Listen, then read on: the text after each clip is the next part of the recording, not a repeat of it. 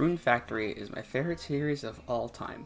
I've only spent a sizable amount of time with 3 of them, out of the current 6 out, but I finally realized that I love the blend of action RPG fighting, and calm at home farming, and socializing with NPCs, and eventually getting married. So randomly, one day this year, I decided to go back and play the other titles in the series. At the same time, I recently dusted off my PS3. I wish I had a PS5.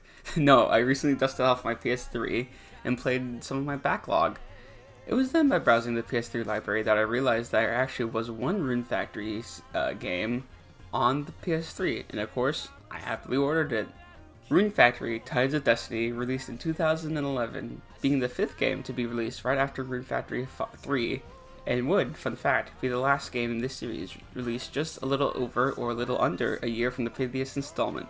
Considering the popularity and success of the other spin-off, Frontier, I was surprised that Tides of Destiny is rarely talked about besides some very particular situations, and so I wanted to fix that. Because Rune Factory Tides of Destiny is a great entry into the RPG series. But by God, I would totally understand why you wouldn't like it. Rune Factory, Tides of Destiny. This would be the part where I would explain the story, but do any of you really care? It's a marvelous developed farming sim. The story isn't all too important beyond the setup, and then there's always that one point in the story where the story gets a lot more serious and deeper, but that's a spoiler. All you need to know is that you play as a boy and a girl that start off in the same body for reasons, and are teleported to a different time period for reasons, and now there's the whole, well, you got nothing better to do, so why not stay here? I have a spare room. And then the game starts. For the most part, all of the mechanics in Tides of Destiny are the same from the other games. You got 2 meters. Blue one is depleted with every action you take, and if that runs out, you start losing your green meter, and if that runs out, you faint. To stop this from happening, you plan out your day and also use the same tool over and over again, which increases your skill with the tool, meaning you use less RP with every use of the tool. In addition to the farming and fighting life, you got your social life, aka if you talk to someone long enough and go through all the hearts events, then you can get married. Just like in real life. You all know the drill if you played any game like this, and I would rather not bore you with all the basic tropes. So instead, let's talk about the differences and unique aspects of the game.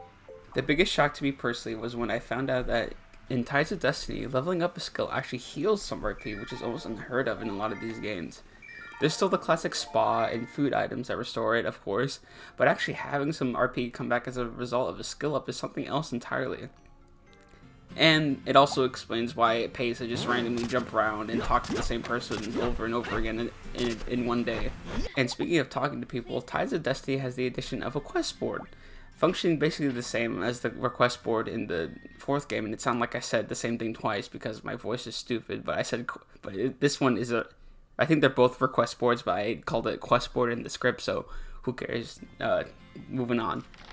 As different NPCs will post quests, and you can accept them at your own pace as they don't expire, and the ones that have golden difficulty being a story-driven quest. Combos have also seen a bit of a change up from the first 3D game Frontier, as there was actually a combo animation instead of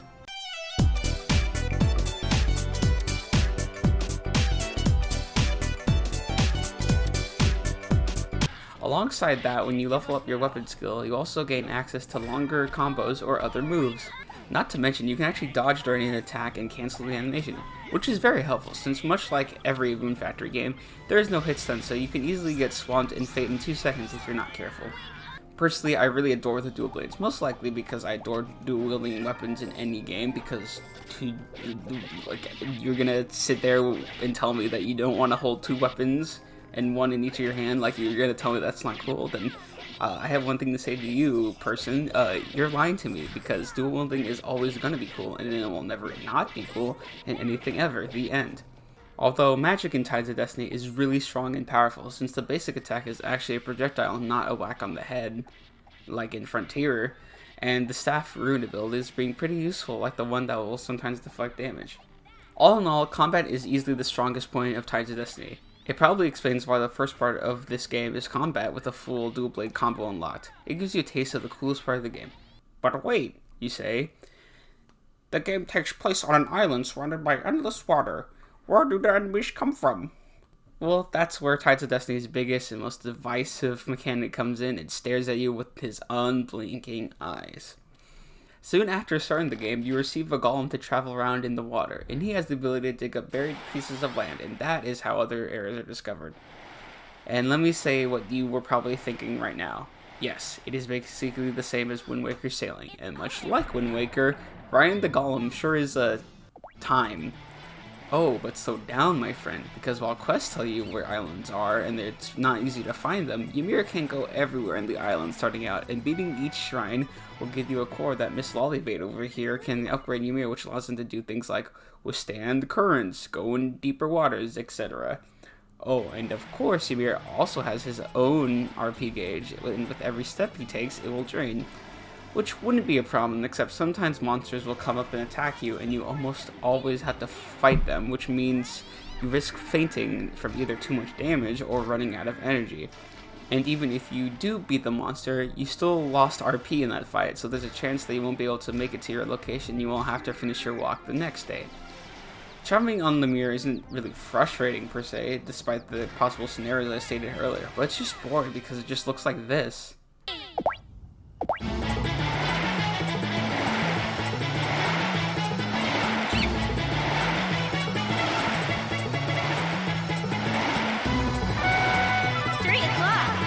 And that's it. And unfortunately, there's no fast traveling from island to island. With one exception. You may have noticed that I haven't mentioned farming in this farming game, so let me play this out with the eyes of a first time player. When you first start playing, you may notice a weird twig thing in your inventory. Unsure of what it does, you use it once and it does nothing, so you just leave it alone. But then you also notice that there's no farming plot by your house, and none of the NPCs you meet will give you farming tools or even mention farming. In fact, for the first 10 minutes or so, you may forget that there even is a farming aspect to this game. Then, all of a sudden, one of the first story quests instructs you to visit a dead-looking island, when you're then required to drop some rune spirits on it that you picked up from a tree stump, at least I hope you did, otherwise then you have to go back to the other island to grab some. And doing so restores bits of the island and makes it friendly for crops. But wait a minute, the shops don't sell any seeds, so how does this work? Well, in short, you don't control the crops you grow. What'd you say? Well, kind of. I'll explain. Much like every Rune Factory game, you can tame monsters and use them for combat. Unlike other games, monsters have another use besides that, as you can send them to the island you just restored earlier, and they will grow crops in the spots that you sprinkle with your stick wand. The crops depend on the monster, and much like other games, certain crops grow better in certain seasons. But also, unlike other games, each island is stuck in a certain season, with the game giving you the Spring Island to start out and slowly introducing the other three over the course of the main story. So in short, if you're not playing with a guide, you'll just throw new monsters wherever you have space on your island, pet them every day, and then pick up the crops they got. The end. But of course, you'll realize that not only are monster spots limited, but also farmable spaces are also limited as well, until you feed the island more rune spirits, which will expand it and make more spots for you to sprinkle your wand magic on it and get more crops. So yeah, the game probably sounds pretty grindy, having to go back to areas every few days and gather spirits to level up the islands, meanwhile taming every monster you see to expand your crop variety. It sounds a little tedious, and it is. But it is still pretty easy to get very rich in this game. Not only can you haggle to increase sell price of the things you sell, but even if you max out just one of the crop islands, you'll be set to basically get all the house upgrades. And with the house upgrades, the only thing you have to worry about in terms of resources is money, since there is no stone, and there is no wood, and there are no seeds, meaning no seed maker or yogurt maker or anything like that. And don't forget, you already start out with the monster barn, and you can't even upgrade it, so basically the only thing you're working for with your money is upgrading your house. For some of you, this is probably a deal breaker, and I get that. Part of the fun and challenge of these games is the grind, constantly working for another house upgrade or farm upgrade, getting enough resources and money to build it, and even adding more animals to your coop or your whatever. But in Tides of Destiny, not only is the farming easy, but there's basically one main resource that buys you all the upgrades, and there's not even that many upgrades to begin with.